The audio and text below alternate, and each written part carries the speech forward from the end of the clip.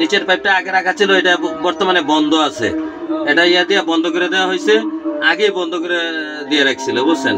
এখন আমরা এই উপরের পাইপটা সংযোগ করছি, আর এই অবস্থানে আছে। এদিকের এই অংশটা এই ময়লা উড়াই দিয়েছি।